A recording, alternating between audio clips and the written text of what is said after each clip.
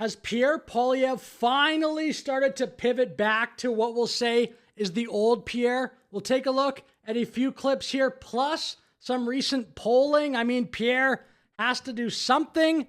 Here is a little clip here. The biggest phenomenon in the Western world over the last decade or two has been the total betrayal of the working class. The people who make stuff, fix stuff, move stuff, and build stuff. Their opportunities are absolutely destroyed by massive government interventions that have concentrated wealth among a very small group of well-connected insiders. Look, I mean, this is a promo for this trigonometry podcast, which I think has already happened, but this is just a little promo video. If Poilievre would have said that on Joe Rogan before the Canadian election, he might have won the election. That clip would have went viral. I totally agree with what Poilievre just said there. It's a fantastic point. You're focusing on the narrow economic part of it, but I think what Francis is alluding to is there's the same thing. Well, is it though? Because there's a cultural and ideological dimension to this as well. Because, say, the policy of net zero, which is just economic suicide. It's the same thing. Tell us. Exactly the same thing, because so? It's being used as a pretext to concentrate money and power in the hands of the state.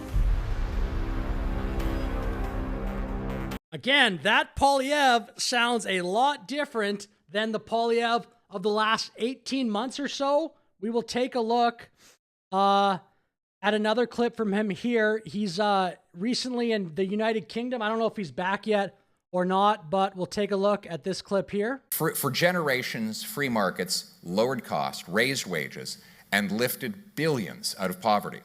Yet, they're facing major pushback today from the twin threats of socialism and protectionism. That risks turning the wealth of nations into the poverty of the people. How did this happen?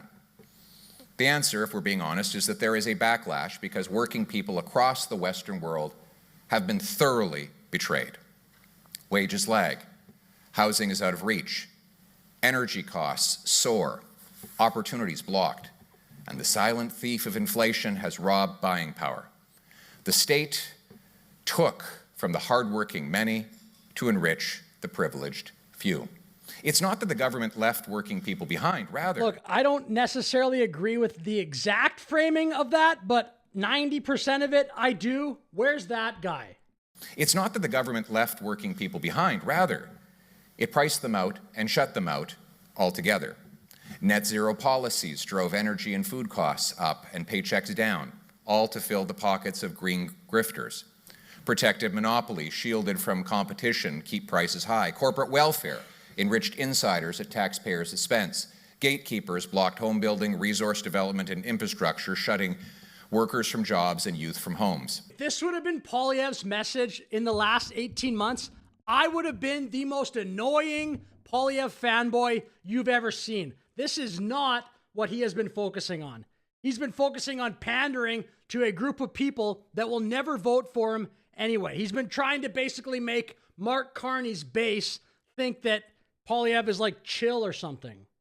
Licensing bureaucracies stopped immigrants from working in their professions, including in our hospitals, while mass migration drove wages down and rental costs up and social services into the ground.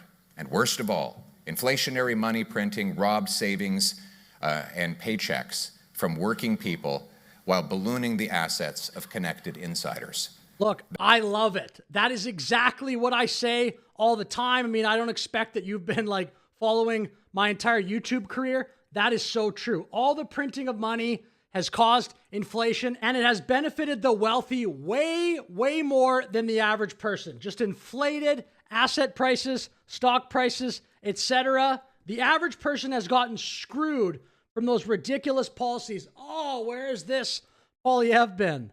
That is the inflation tax, the most unjust and immoral tax of all. It takes from those with the least without even a vote in Parliament. The inflation tax is when governments spend what it does not have on what people do not want and then prints money to pay for it, inflating prices. One of the worst, though not the first, was your very own Henry VIII. He used to... Okay, so I'll stop the clip there. I'm going to get somebody else reacting to this clip actually from Poilievre, and then I'll give a few more of my thoughts. This guy on the left here is actually reacting to the same clip we just watched together. But more than that, it's the old Pierre Poilievre. This is the one that I've mentioned many times, the Pierre Poilievre that won so many adoring fans and won the loyalty of so many conservatives in Canada. It's the old nerd walking around talking about freedom, talking about liberty, talking about the absolute basics of what makes Canada a nice place that people want to live, talking about property rights, rule of law, just the absolute basics of a democratic system, which is, you know, once upon a time that was like an academic discussion. That was like very so correct. There were clips of Poilievre that would go viral in 2021, 2022. That's when I initially became a fan of him. That was before he was the official leader of the opposition. And then I'd say it happened right as soon as the election campaign started for the 2025 Canadian election. He changed his message. I don't exactly know the reason, but real quick, I have a few theories on why his messaging changed. Number one, he didn't want to be compared to Trump. Unlike these MAGA conservatives, that there is no choice anymore between protecting the environment and growing the economy. Number two, consultants or like establishment conservatives got in his ear or something. Or number three, I really hope it's not number three, he doesn't actually want to win. I think, though, a lot of it is the Trump thing. I think Poilievre or people in his inner circle were bothered by being compared to Trump and the Maple MAGA stuff. I can't prove that. That's just my guess. I'll finish off this video with just a little bit of discussion on some current pollings. Check this out. Latest Leger poll. LPC 247. CPC 83. Poilievre has to do something. That is unbelievable. Just a bit from this video. This is actually a different poll than we just saw too. Well, the political landscape in Canada continues to shift. Many polls right across this country showing the Liberals with a very healthy lead over the Conservatives, a significant gap. Look, I'm skeptical of polls like the next guy is, but when it's poll after poll, and then the other thing is, what is the CPC doing to inspire Canadians? To me, it's not clear at all. New polling from Nanos Research shows that the Liberals have opened up an 11-point advantage over the Conservatives right now. Here to break down the latest data is Nick Nano.